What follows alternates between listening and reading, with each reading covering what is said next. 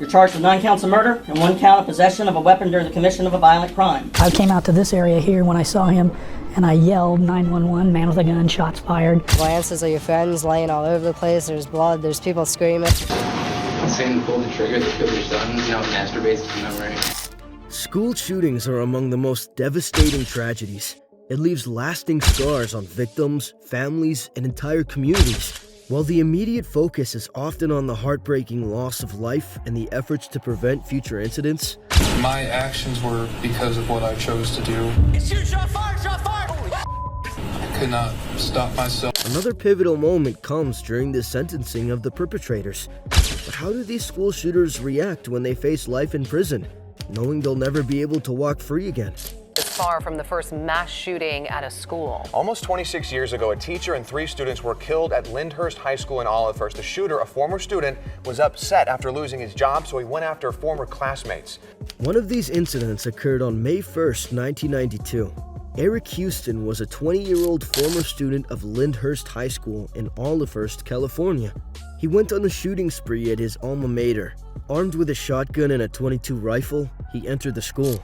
Eric was targeting his former civics teacher named Robert Brenz. He had flunked Eric in 1989. Houston killed Brenz and 3 students named Judy Davis, Beeman A. Hill, and Jason E. White. He also took over 70 students hostage during an 8.5-hour standoff with authorities. I came out to this area here when I saw him, and I yelled, 911, man with a gun, shots fired. He had told everybody that if we had tried to leave from the library, that he would shoot us. Moreover, 9 students and another teacher were injured. Eric Houston was sentenced to death for his crimes, and as of today, he remains on death row in California. His case received significant attention, and his actions were later dramatized in the TV movie Hostage High. Fay and Parkland, Sandy Hook and Columbine, there was Thurston. Kip Kinkle opened fire in the Thurston High School cafeteria 20 years ago today, killing 2 and wounding 25 others. Kinkle had killed his parents the day before. Number 4. Kip Kinkle's case is one of the most infamous school shootings in U.S. history, both for the brutality of his crimes and the psychological complexity of his motivations. On May 20th, 1998, Kip Kinkle, who was a 15-year-old high school student, murdered his parents at their home in Springfield, Oregon. The following day, he carried out a deadly shooting at Thurston High School. He killed 2 students and injured 25 others. Armed with a rifle, 2 pistols, and over 1,000 rounds of ammunition, Kinkle was subdued by other students after firing 50 shots in the school cafeteria. He was sentenced to 111 years in prison without the possibility of parole in 1999. The sentence has been upheld by both the Oregon Supreme Court and the U.S. Supreme Court. His legal team has argued against the constitutionality of sentencing a juvenile to such a lengthy prison term. It was especially considering his severe mental illness. I feel intense anger, but no hatred towards Kipling Kinkle. I don't know the guy. I never will. I'm angry to see all the hate that runs through other people, all the pain. I feel that I got off quite light. I don't have the emotional fear that a lot of people do. I don't fear loud sounds. I don't have nightmares. But these appeals have been unsuccessful. His sentence includes 25 years for 4 murders and nearly 87 years for injuring 24 others. In addition to attempted murder charges for attacking a police officer during his arrest. He had been struggling with paranoid schizophrenia, which went undiagnosed until after his arrest. He later revealed that he had been hearing voices from the age of 12. Those voices told him to kill his parents and commit a school shooting. During his trial, he expressed remorse and shame for his actions, but he also resisted pleading insanity, believing that he should be held accountable. First started happening, it sounded like firecrackers going off, and we didn't know what was happening. But quickly, of course, everyone in the cafeteria was ducking down, and we were locked down and we were sequestered, not really knowing what had actually happened because it was all so surreal. I was 15. In interviews conducted from prison years later, Kinkle has reiterated his deep guilt and emotional torment. He stated that he feels tremendous shame for the violence he committed and its lasting impact on the community. Breaking news, TJ Lane, the Chardon High School shooter, on the loose right now. He escaped this evening from a prison in Western Ohio. Number 3. TJ Lane, who shocked the world with his actions and later his courtroom demeanor. Lane opened fire in the cafeteria at Chardon High School, Ohio. He killed 3 students named Demetrius Hewlin, Daniel Parmator, and Russell King Jr. Moreover, he wounded several others. Lane was 17 at the time. He shot 10 rounds from a .22 caliber pistol and later admitted to the shootings.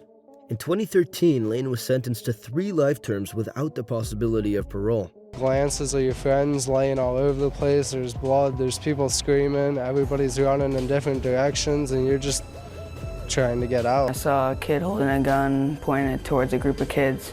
Do you remember the look on the gunman's face? I never looked at his face, I just looked at the gun. I still can't think about it all, because it's just so scary. After pleading guilty to 3 counts of aggravated murder, 2 counts of attempted aggravated murder, and felonious assault, because he was a minor at the time of the shootings, he was ineligible for the death penalty. Lane's reaction during the sentencing was notorious for its coldness and cruelty.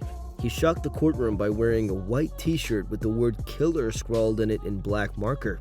Throughout the proceedings, Lane smirked, smiled, and even made obscene gestures. As if that wasn't shocking enough, when asked to give a statement, Lane flicked his middle finger at the families and mocked the memories of their loved ones. Saying pull the trigger that killed your son, now masturbates to memory. His complete lack of remorse left family members and the public horrified by his behavior. The chilling demeanor during the sentencing was widely condemned and described as repulsive and disgusting by those in attendance. 21-year-old Dylan Roof could hear the families, but he could not see them. Bond was set at $1 million on one of the charges. Number 2, Dylan Roof's horrific crime sent shockwaves through the nation. Roof was a self-proclaimed white supremacist. He walked into a Bible study session at the historic Emmanuel AME Church in Charleston, South Carolina on June 17, 2015, and murdered 9 African-American parishioners in cold blood. Roof aimed to incite a race war. Following his arrest, he made no attempt to hide his intentions.